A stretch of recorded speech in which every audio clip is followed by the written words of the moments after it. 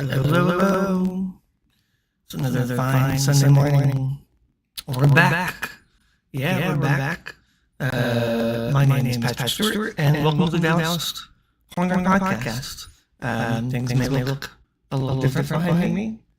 May seem a little different visually if you happen to be watching on YouTube or watching the stream. I'm glad you're here. Glad to be here. It's cold, really cold here in Texas. It is currently 12 degrees with a wind chill of -5 Fahrenheit. If you happen to be in Celsius land, also known as everywhere else, then it's -20 outside. It's really cold. So we're going to do a few things today. What we do here is we talk about a book called 365 Tao by Deng Ming-Dao. He wrote one tiny poem and chapter every day where he relates Taoist philosophy and ideas to our more modern lifestyle. If you don't know what Taoism is, Taoism is an ancient Chinese philosophy and religion that started about 2,500 years ago. Excuse me. The legendary founder, Lao Tzu, was supposedly a librarian in the palace and decided that he was kind of done with society. So before he left, never to be seen again, on the back of a water buffalo, a guard stopped him and asked him to break down words of wisdom. And he wrote an amazing book called the Tao Te Ching. The Jing continues to be one of the most heavily translated religious texts on the planet, even after all these centuries. So, what I do is we're going to break down each chapter of 365 Tao, and we'll discuss them as we go forward. This is episode 17. It is January 14th, 2024. I discovered that we are 26% through the book. It took us 17 weeks to get here, but on this pace, that means we should finish this book sometime maybe towards the end of 2024, I think. Maybe that should be the goal. The goal should be to maybe have a New Year's Eve celebration at the end of this calendar year that we finish this book. And I don't know what I'm going to do after I finish this book. I guess I'll just keep talking. We'll figure out something. But yeah, so before we get into the chapters today, there's a few things I want to talk about. I know I normally don't do this, but tomorrow is the launch, the official launch of a new project called Project Jade. Project Jade is a curated professional online magazine that focuses in spirituality, philosophy, religion, mindfulness. It's really a curated selection from the Taoist Online, which is the main publication I run and created. So everyone who writes for Project Jade is paid by the organization. So this is fully professional. I have spent months putting this together. We're going to do one article a day for now, and then probably by the end of the month, we're going to pick it up to maybe 2 articles per day. So I hope you'll join us over there. It has been a real labor of love from several people, not just myself, but it's going to be great. So tomorrow, projectjade.net. See you there. Also, shameless plug. My book came in yesterday. Oh no, but it's kind of green, so you can see through it. Green screens. Yeah, I spent the last year writing this book called A Beginner's Guide to Taoism, and it just came in last night.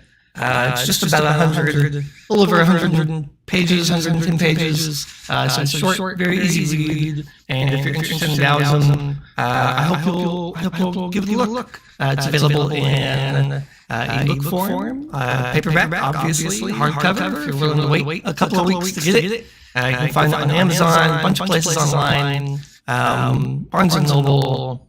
Fantastic. Yeah, I hope you'll check it out. Okay, let's get started with chapters. So we are on chapter 89. It's called Disengagement. Here we go. For those who might be new or listening on Spotify or just the audio, it does start out with a small poem and then it goes into the actual small chapter. So that's what you're about to hear.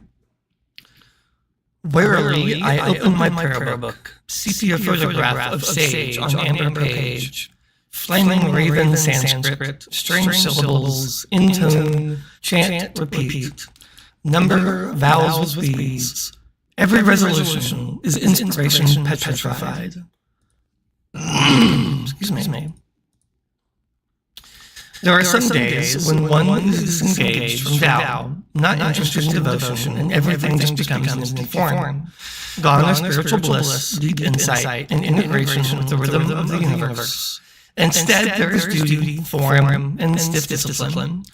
One can try to remember the reasons for one's quest, think of the achievements of the past, reaffirm one's goals, and still not be inspired to do one's practice. What do you do? Every once in a while, it is permissible to skip things for a day. Even if you are angry, under great stress, or ill, then it is best simply to rest. But if one has made vows, it is only a matter of laziness or indifference. I'm being told there is an echo. Oh, I see. How about now? Now is there an echo?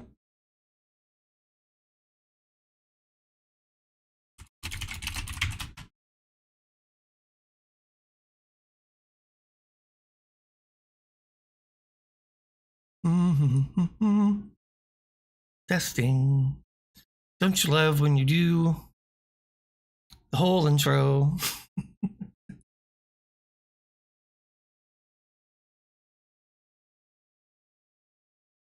All right. Hopefully that got it, guys. Yeah, that's what happens when you have a microphone built into your camera and your camera's like, cool. It's also what you get for playing around with settings after you test, right? Of course, that's how it always works. All right. Yeah, I'm probably going to have to start over. I'm 8 minutes in, though. Oh, fuck it. Let's just start over. That's cool. I can cut all this out in post. Okay, we'll go back. Hang on.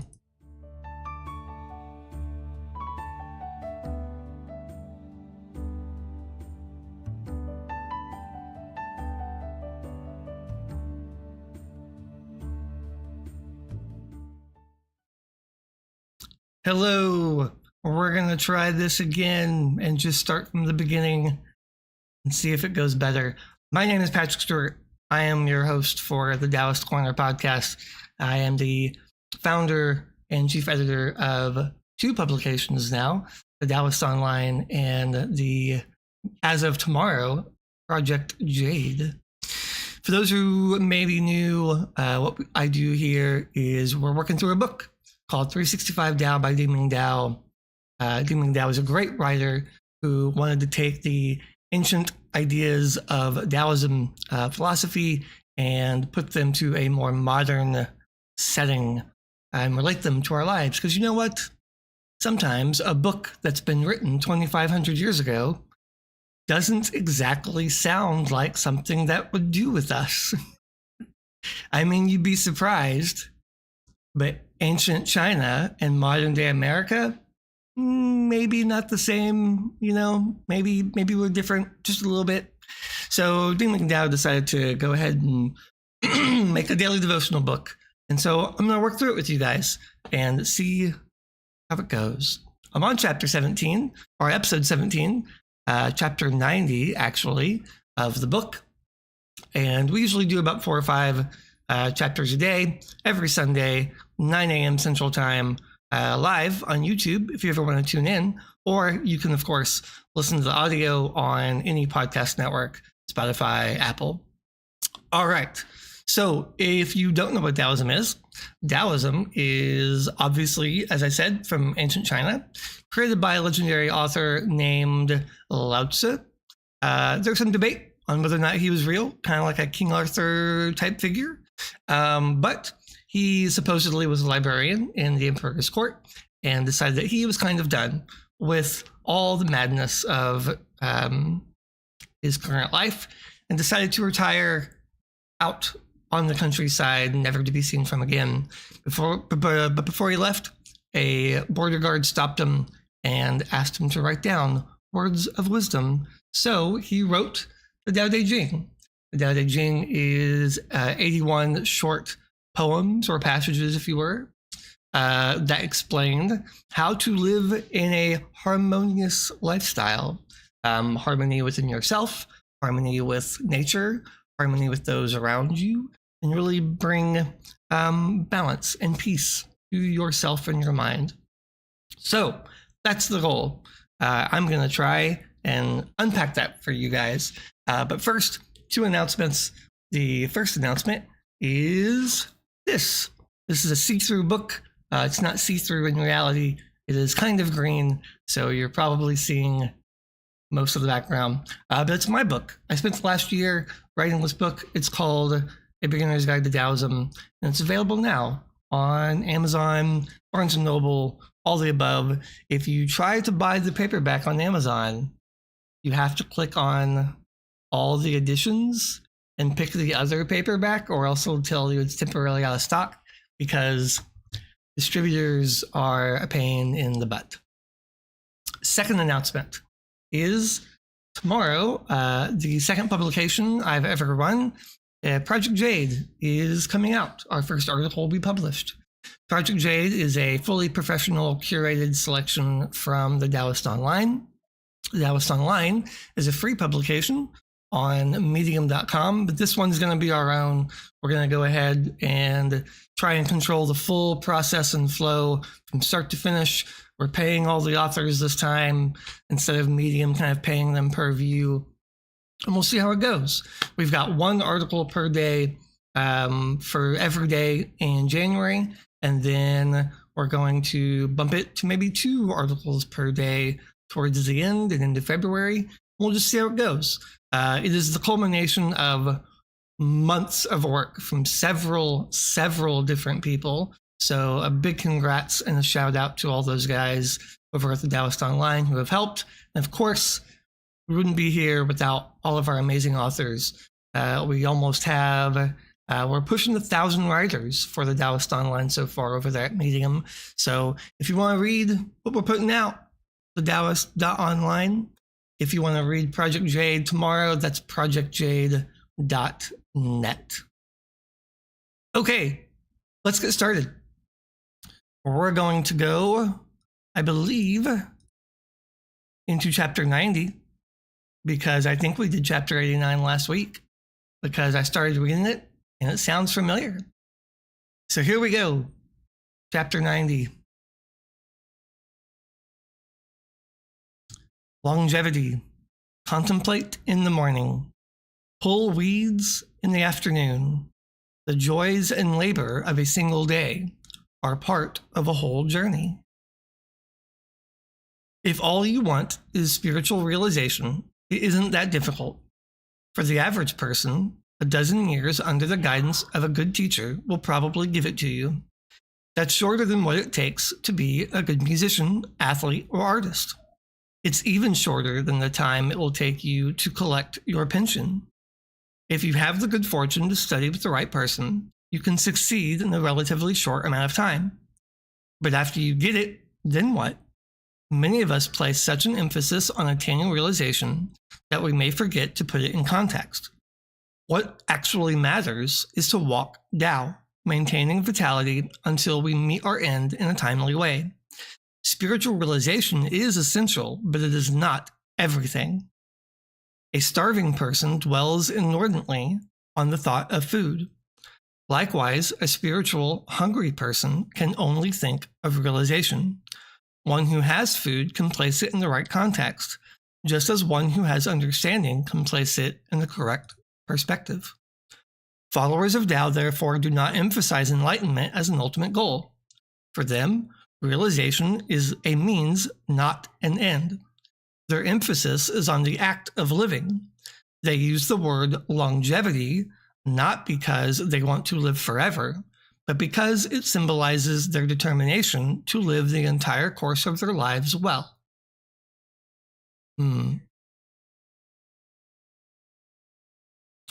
All right. Let's talk about that. There's this story, this chapter reminds me of a story where you had a traveler like walking down the side of the road, and he comes across this enlightened person, and he says, Master, after enlightenment, what do you do? And the enlightened person simply picked up his bag and walked off. Yeah, get it? So yeah, Taoists see enlightenment. I mean, obviously it's a spiritual goal, right? I mean, there are goals that you should be striving for, and ways of life you should, in a way of mind, you can obtain. That's not the end. You don't just cease to exist. I mean, even the Buddha, I mean, he obtained enlightenment, and he didn't just go, well, I guess that's it, guys, bye. He lived a long, full life with the family and followers, and, wrote a lot. But, even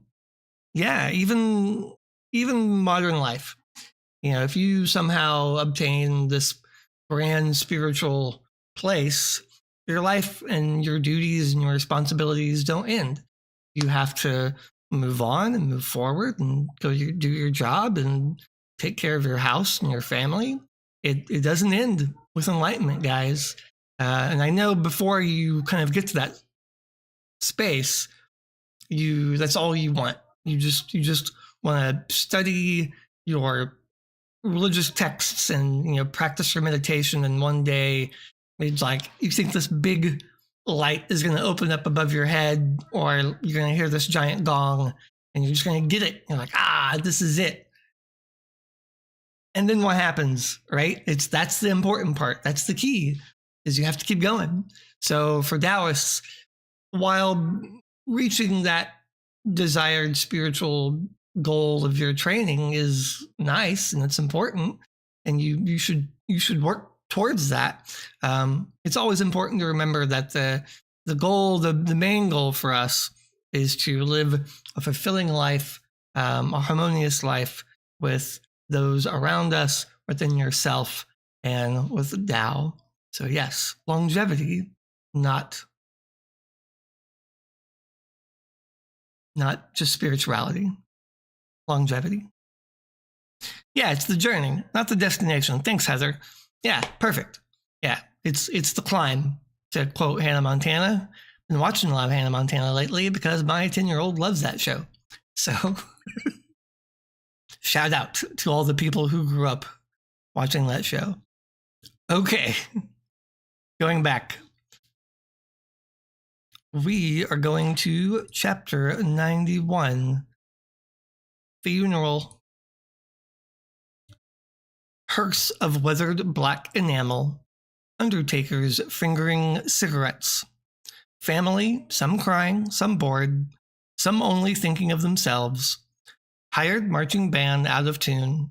Even in death, we find no accord. If you look closely at a dead person, can you truly see a soul? Is there anything left for the person that you knew? Nope. There is only a corpse, one that doesn't even look familiar. Whatever animates people is gone. Have they flown to heaven? Have they gone into some cycle of transmigration? I don't know. Theories about what happens after death can only be conjecture. A funeral is for those left behind. It is a ritual for us to come to grips with what has happened. Sometimes one wonders if the weeping is more out of fear for ourselves than it is sympathy for the deceased. All our lives we seek union. We try to please our parents. We try to do well for our teachers and society. We try to make love and get married. We try to touch the universal through art, music, and meditation. Yet all our lives, our every attempt, is flawed. Accord and harmony are transitory states. Their duration and quality come only from our determination. Once our mind gives way, we can no longer hold the connections that we want. Don't wait for death to solve your difficulties. Do what you must while you are alive. So I took private lessons from a Taoist teacher for about 2 or 3 months until he went back to China, named George Thompson. I highly recommend his YouTube channel. He's a great teacher. I learned almost everything about Taoism and philosophy from him. So shout out to George if he happens to see this. But he had a video once where his grandfather died, and he talked a little bit about death, being sad. And this really hints at that sadness, right, that you feel when someone you love passes away. And you can look at it in kind of two ways, right? You can look at death from like the physical sense, like what happens to your consciousness, like do you go somewhere, like are you awake somewhere, spiritually. And then you can look what happens to your body, and you can kind of by observation look around. I mean, when I see an animal die, I don't know, it does look different. It's certainly not moving, right? I don't know, it's hard to describe. If you've ever seen a dead animal like on the side of the road, we have a lot of roadkill here in Texas, so that happens. But it's not the same. If you've ever been to a funeral, you'll look at that too, and you'll be like, hey, it doesn't look like them. Why doesn't that look like them, right? And all the theories about the afterlife from a Taoist perspective are really not worth debating in that regard, because you can't change anything. Whatever's going to happen is going to happen, and that's it, right?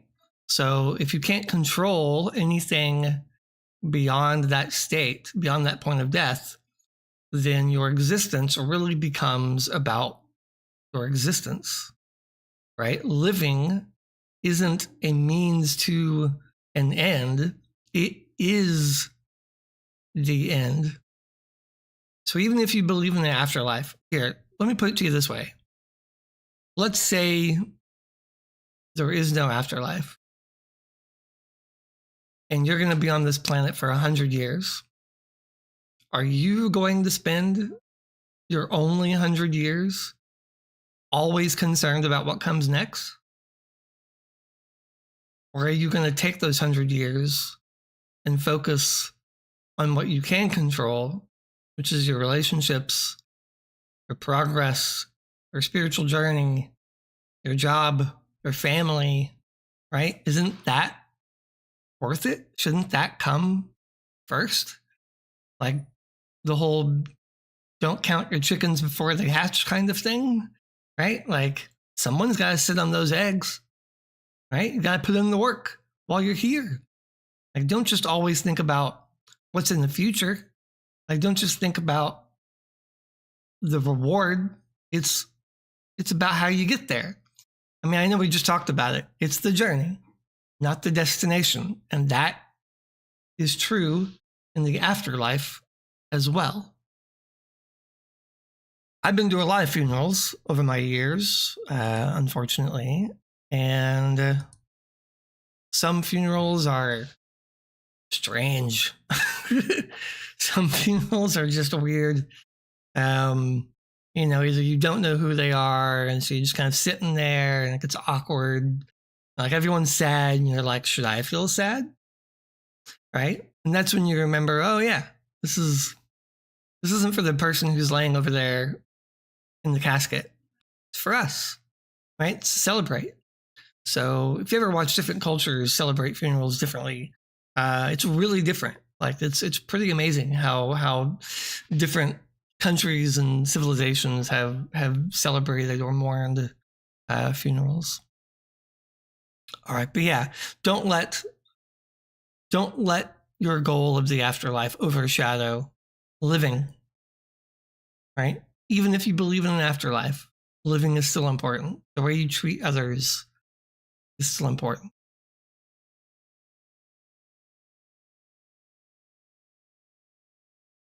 Heather says, yeah, I don't think I'm going to anymore, not even mine. All right. Chapter 92, accuracy. Make every move count. Pick your target and hit it. Perfect concentration means effortless flowing. A life that is spiritual requires focused action. It needs quick reflexes, accurate timing, and abundant skill. That is why followers of Tao are always compounding their self-cultivation. They want the ability to do whatever they want. Each day your life grows a day shorter. Make every move count. All that matters is accomplishing what you envision with the greatest dispatch. Once you do, that aspect of your interest is discharged, and you can then go on to some new interest. If you do not engage in this ongoing process of action, you will never satisfy all the various aspects of the soul, and realization will never fully mature for you.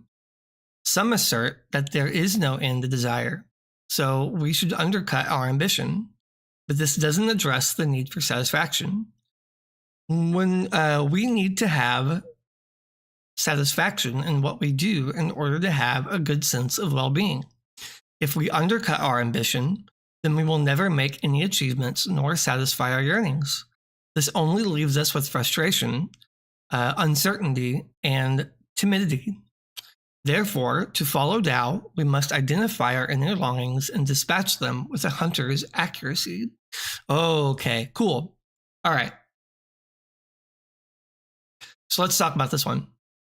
Ambition, desires, goals. I think when people think about spirituality and mindfulness, they always turn to like a Buddhist monk, right? No possessions. They sit there. They live in a monastery. They just do nothing. All they do is meditate all day, and no worldly possessions. Okay, in Taoism, that's not us, right? In Taoism, we would say if you desire something, you should work towards it. Right? Your natural instincts and your natural emotions are a part of you. And by denying those ambitions and by denying those goals, you're denying a piece of yourself, which, as this chapter eloquently puts, leads to frustration, right? And despair and sadness. Well, how do we do that, right? How do we continue to strive for that? Self-cultivation, meditation, right? Here in the chapter, it says, that is why followers of Tao are always compounding their self-cultivation, right? Each day your life grows shorter. Make every move count. All that matters is accomplishing what you envision with the greatest dispatch. Like sense of urgency, right? I'll put it to you this way. A year ago, I wanted to write a book. And I had always wanted to write a book.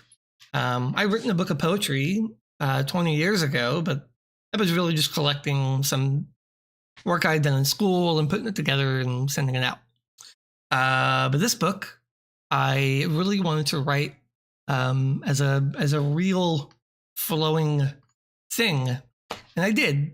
And I did it with a sense of urgency, right? But what if I had looked at myself and said, well, that's too ambitious. well, I shouldn't be so ambitious. I should just sit here at home and do my job and be happy and make the money I make. And, why have more goals? Or, a month or two ago, I was thinking, I'd like to do this weekly podcast series about this book. And you know what, man, my camera looks kind of bad. My editing skills aren't good. And I should just, do what I can and make it kind of a cruddy product, and whoever likes it can like it. No.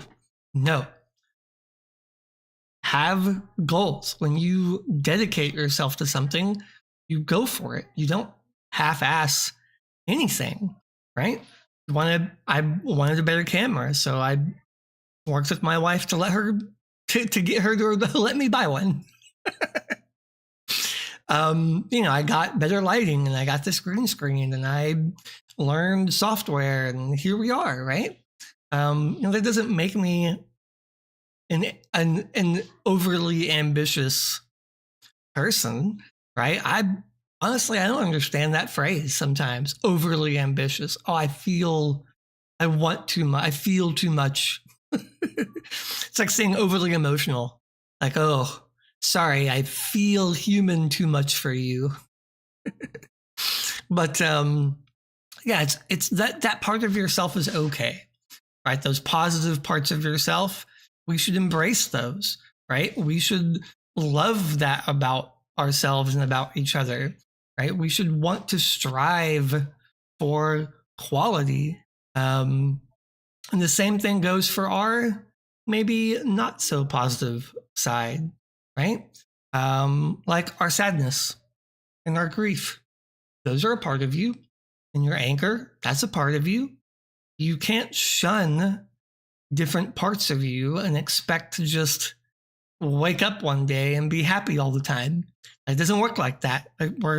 We have these emotions and these feelings for a reason. In fact, on this yin yang right here, I know it's hard to see, okay, that symbol is supposed to be in motion, right? It represents existence. Yin over yang, and then yang over yin, then yin over yang, and so forth and so on. You're happy, and then you're sad, and then you're happy, and then you're sad. You can't be sad all the time, just like you can't be happy all the time. Everything is in balance, right? Everything moves and changes. We had a saying in my old job that the only thing that stays the same is that everything changes, right? It's not bad to be ambitious or to have goals. It simply is a part of you, and you should accept that and love yourself if you find yourself as the ambitious person. Which I guess I do. I guess I am an ambitious person.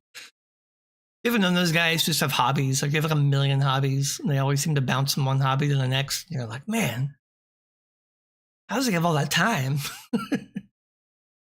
Yeah, I guess I am that person. All right, let's go move on. Chapter 93, Confidence. Truth perceived gives assurance. Skill yields self-reliance. With courage, we can defy danger. To increase power, increase humility. Through constant temptation, we can arrive at the truth. The more experienced we are, the more thorough our understanding, and thus the more we can come to rely on our knowledge. When we exercise what we know, it not only extends our understanding of the truth, but helps us take action in meaningful ways. The more we do, the more self-reliant we are. Every achievement brings a wonderful dividend of confidence. We try greater and greater ventures until we are brave enough to accomplish undertakings far beyond what the average person imagines. When we reach that level of consummate skill, it is a time of both celebration and extreme caution. We are justified to rejoice, for this is the level of ability that we have been striving so long and hard to attain. It is also time for caution, because the foolish will eventually try something too great for them to handle. pride and passion will lead to their downfall. Therefore, the more accomplished ones becomes the more circumspect one should be. The higher one's skill, the more precarious one's road. The more powerful followers of Tao are also among the most humble. By veiling their light until the proper moments, they escape the greatest danger of all, hubris. There's a chapter in the De Jing that talks about knowing when to speak and when to stay silent. In fact, it goes on to say that the master really doesn't say much at all. We are content with letting nature take its course, letting people be who they are naturally, and only really stepping in when we're asked to or when we really feel led to. Now, it's kind of a trick, right? There's some banging the heads there because, what if it feels natural for me to step in, but it also just said the thing we should watch out for the most is hubris. So, how do you know? Well, it's not easy. Life is never easy. I'm a manager at work. I'm a senior customer support manager. I have a team of 8. And more often than not, I let them handle their own problems, right? I empower them to handle a situation. Now, if they need me, if something gets out of hand, absolutely they can come to me and I will help them as fast as humanly possible. I will have their back. I'll back them up. I'm not going to throw them under the bus.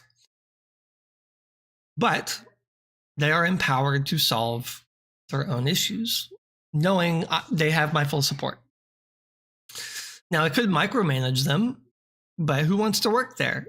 Right? Who wants a manager like that, who's always coming down on you and always making you try and be perfect and never gives you room to be who you are? Nobody. I can't think of anybody who wants to work in that type of environment. So that really flows pretty well with Tao, right? Tao moves quietly. It moves in all things, but it does so without striving. It does so without beating someone over the head, right? You can ignore, think of it like this.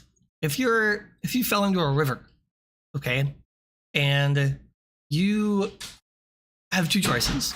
You can relax and let the river try to carry you closer to shore, and you swim a little bit, but conserve your energy. Or you can swim like hell, maybe to the side, kind of against the current, and hope you reach it before you drown. And I don't know about you, but I'm going to choose option number 1, where I conserve my energy and just try to nudge myself over to the side a little bit, right? Have the confidence to do what you need to do, right? Let's bring it back to the chapter now. When you make an achievement as a leader, well, when you do make an achievement, you are a leader. You have achieved something. You are a wise person in whatever you just achieved. But be careful, like we were saying earlier, not to overexert yourself, right? If you are in that river, don't swim too hard to the side because you're going to fight that current, right? Let yourself be pulled. Let yourself go. So yeah, it's difficult. Hubris and, man, being arrogant. Nobody likes to show off, right? Nobody likes to show off. Maybe that's the whole summary of this chapter. Don't be a turd. Okay. Chapter 94. practice. Spiritual success is gained by daily cultivation. If you practice for the day, then you have won. If you are lazy for the day, then you have lost.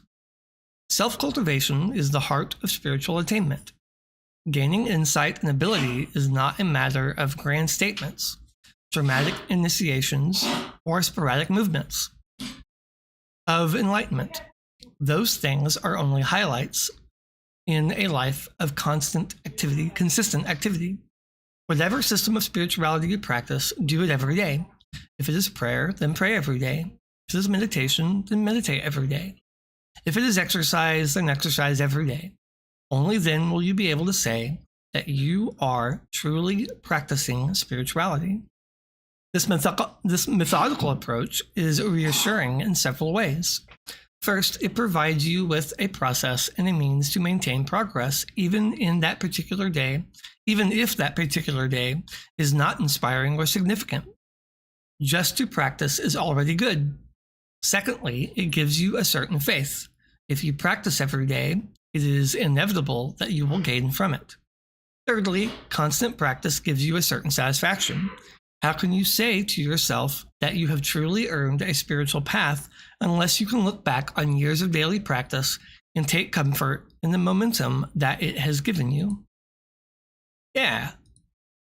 All right. Practice. There you go. There's the book. So I have tinnitus, which is a severe ringing in my ears. And it happened about 2 years ago, where my ears just started hearing this ring and it just never went away. And after about 3 weeks of that, you will freak out.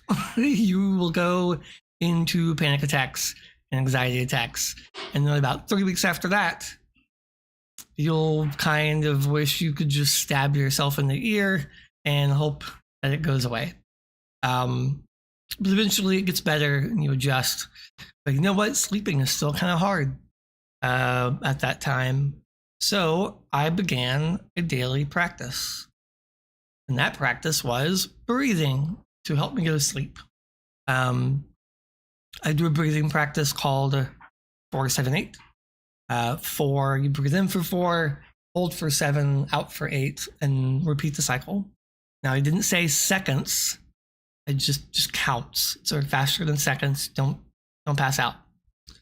But what that does is help slow my heart rate and relax, right? And I noticed that it actually put me to sleep. So I used to be the person all through my adult life who would lay there for 20, 30 minutes and never could go to sleep. It would just take forever. And I also used to think that the only way to sleep was to clear your mind of all the thoughts and stop thinking. You know how difficult it is to stop thinking? It's impossible. Like, maybe you can do it. Maybe someone listening on this can do it.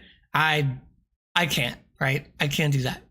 What I did find, however, is that through this breathing practice, I don't have to clear my mind. My body will naturally go to sleep anyway, which was great. It was like magic. I couldn't believe it. But not only that, that daily practice of breathing when stressed out, because again, anxiety, panic attacks, tinnitus, right? Practicing it at that moment actually caused me to remember that practice instinctively when I'm frustrated or upset or angry, just in my day-to-day life, right? I found myself slowing my breath down. It just would come to me, that 4-7-8 practice all the time, anytime I'm frustrated. So in this chapter, when it gets to your spiritual practice and self-cultivation, it is so key to do it every single day to see benefits of it, right? And I'm not talking about, like when I grew up in church as a Christian, they would talk about, getting closer to God. And I was like, well, aren't we going to die and go closer to God anyway? Like, how close to God do I need? Isn't God everywhere? Like, how close can I get there? But no. Don't think of it like that, right? You're not getting closer to a person or a spiritual being. You're getting closer to who you are truly inside, right? You are unlocking pieces and parts of yourself to open yourself up to the world around you, right? Think of it like half of you is on one side of a door and half of you is on the other side of the door. Actually, let me take that back. When you're born, you are 100% naturally you. You're not influenced by language. You're not influenced by society, your parents, your rules, like nothing, right? You just are 100% human. It's the only time in your entire life you're going to be that way, right? And as you grow up, you learn language, you learn definitions, you learn categories, societal rules and manipulations and all that stuff. And so now, that wall between who you used to be, not that natural version of you, and the current version of you is like a brick wall, right? And you gotta, piece by piece, you're gonna have to take down that wall, right? Brick by brick. And, every once in a while, you could take like a spoon and like scratch that brick, and you make progress. You're technically closer to the other side of that wall. But, if you really want to get there, maybe you should take a hammer and start an every day just wailing away on that wall, right? Well, what does that look like in real life? It looks like meditating. It looks like prayer. It looks like exercise. It looks like breathing, eating right, brushing your teeth every day, right? Showering every day. Like those are practices that you do every single day that get you more to who you naturally are. Or cleaning yourself, you're cleaning your mind and your spirit, and eventually you will get back to that person. But you gotta practice. I know we're busy. We're really, really busy individuals. And we have all kinds of stuff. So do I. I have 2 jobs. I have 3 children, 1 wife, 2 dogs, a cat, a fish, a house. It is madness, okay? It's madness.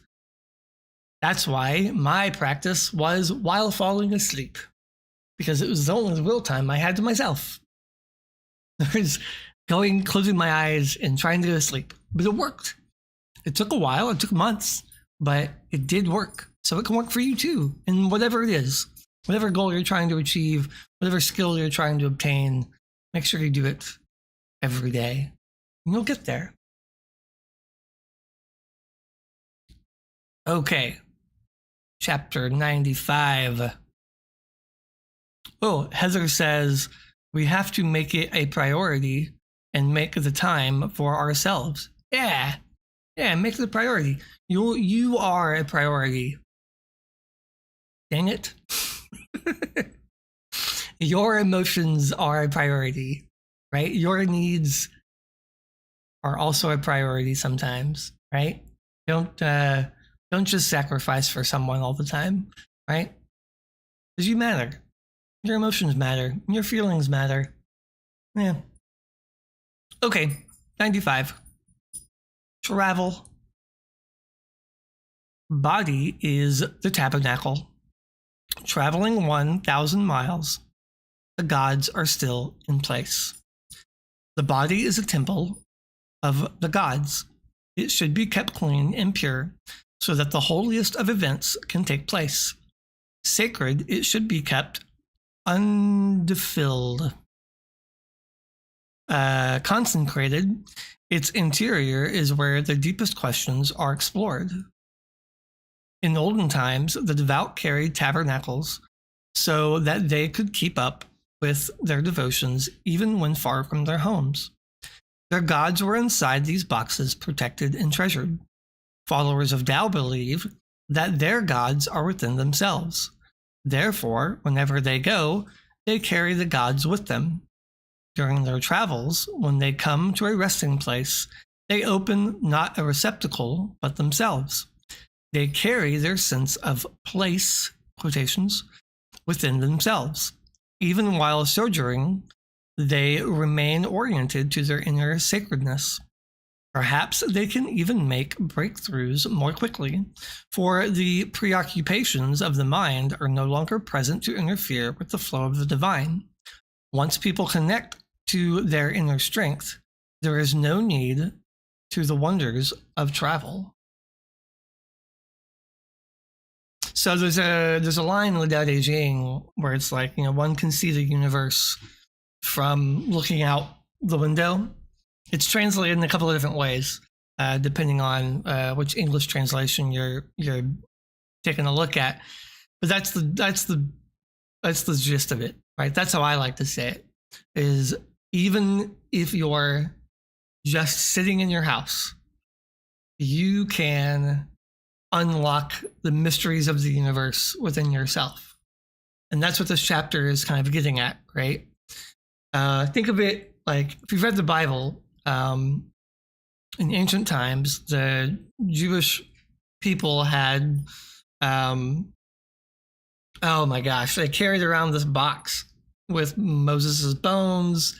And if like anyone, the Ark of the Covenant. And if you've seen Indiana Jones in the Temple of Doom, like this, Raiders of the Lost Ark, that's what it is. Like it's this golden statue and they touch it and die.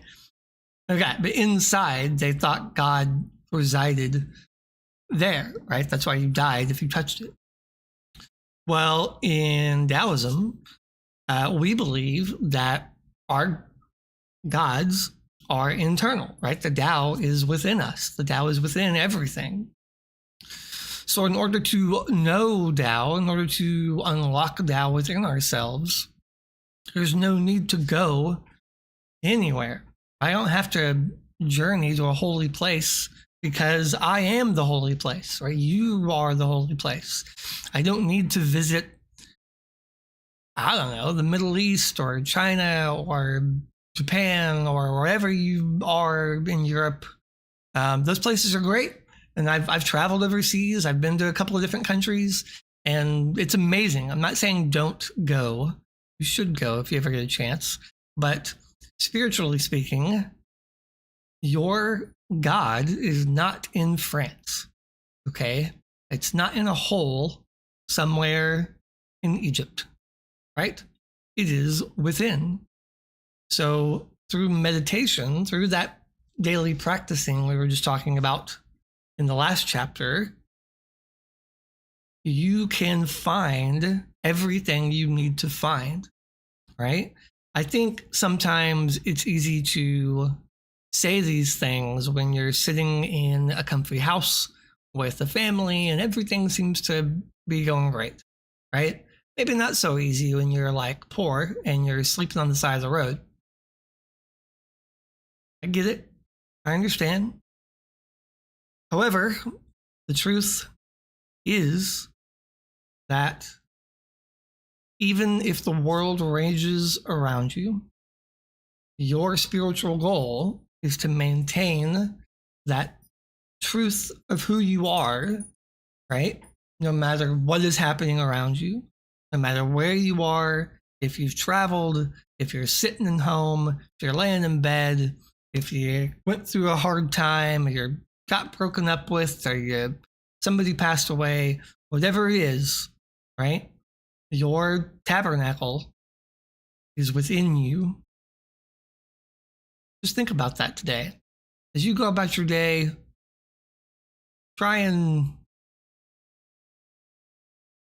be silent for just a little bit and see what you hear, right? See if you're called to go somewhere or if you're called to just hang out. Could be either one. But it's important to listen, right? It's important to take time to understand what's going on around you. Sometimes you'll be happy at home, just where you are. Okay, we're going to do one more. If I can get this to flip. There it is. All right. 96. Constancy. Clear sunlight on falling snow, fire and ice. Bare-boned trees stark to the horizon. Cold marshes, havens to ducks and geese. A groundhog sits motionless on a post. Wherever we are, the constant flow of Tao is ever present. We see the cycle of opposites, just as the juxtaposition of sunlight and snow. We notice the ongoing rhythms of life, waterfowl carrying on their lives even as spring is slow to warm and leafless trees stand in anticipation of warmer weather. All things change, all things move constantly. The world is like the ongoing turning of a magnificent wheel. All things come in their own time. Just as a groundhog sits motionless in the moving of the seasons, so too should we look within and slowly absorb the time. Within all the movement, the groundhog takes time to be still. Within all the changing of spring, we must take time to notice the constancy of inner devotion. No matter how much is going on outside of oneself, one still reaffirms what is in one's heart, taking comfort in the regular pulse. What works in the shelter of home or temple works everywhere. Only when we know such constancy do we know that our quest is succeeding. Yeah, so we were just talking about this. I love how these chapters flow into each other. Constancy, dedication, consistency, I think would be a more apt word here. But constancy, yeah, that works. But doing it every day, right? Don't let up. Know that you are who you naturally are, and don't let others move you. Now, that's not to say you should be stiff and rigid all the time, right? Think of the palm tree. You ever seen those videos of hurricanes coming in and crashing over the shoreline? And those bamboo trees are bent like this, But then, you look down the street and the oak tree is completely snapped over, the telephone pole is snapped over. Well, why? Why was this rubber tree flailing all about and lived? Maybe it had the leaves stripped off of it, some of the bark stripped off of it. But that tree down the street, no, it's gone. Because one was flexible and one was super rigid. And guess which one lived? The flexible. So you can be constant without being a pain in the ass, right? You can be who you are naturally and still be helpful and kind and courteous and loving towards others. In this chapter, I also hints back at what I was saying earlier about when the world around you is going crazy, you still find that peace, right? You know who you are. Here at the end, it says, no matter how much is going on outside of oneself, one still reaffirms what is in one's heart, taking comfort in the regular pulse. And that's right. There's comfort in knowing that tomorrow the sun's going to come up, right? Here in 18 hours, I'm going to get to see another sunrise. Hopefully, right? Assuming nothing crazy happens. You ever been thankful for that? Try it. It's great. There was a period of about 9 months where every day I woke up and on my Mastodon account, I said, I am thankful for living to see another sunrise. And that's worth it, right? And I posted a picture. And you'll be amazed if you do something like that every day. Just be thankful for having the day. how different you'll feel about waking up. I remember waking up, and I mean, we all have that. When you wake up and it feels awful, and you're just like, I don't want to do this. Why am I here? What is happening? Please let me stay asleep. I get it. Man, there are days like that where you just don't want to do anything. But when you wake up every day, the first thing you say is, I am thankful for waking up. It will change you. It will change the way you feel. Because I'm 41 years old. I have known too many people who went to bed and did not wake up. Nothing is guaranteed, guys. Like, you could wake up, you could not wake up, right? So every day you wake up is a gift, a chance, it's an opportunity. Use the opportunity that has been given to you. Use the chance to teach someone, to help someone, to serve them, to do something for someone, do something for yourself, right? Treat yourself. buy a CD, right? Go get some boba tea or whatever it is you like, some Starbucks or something. That's what I'm going to do. As soon as I'm done with this stream, I'm going to go get coffee because it's early and it's really, really cold outside. So more coffee is needed. But I hope you're thankful for every day. I hope you're thankful for what you have. I'm thankful for you. I'm thankful for you being here. I'm thankful for this hour we just spent together and for you guys letting me know the audio was messed up the whole time. No, not the whole time, just the first 5 minutes. But don't worry, we'll cut that out in post and I will get this video up. Well, that's it, guys. Thanks for tuning in. I'll be here next week, every Sunday, 9 a.m. Central Time.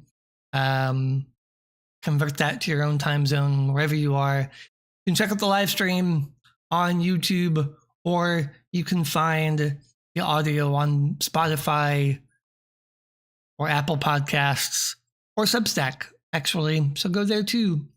Okay, I'll see you next week. Don't forget, Project Jade is tomorrow morning, projectjade.net. Woo! Bye.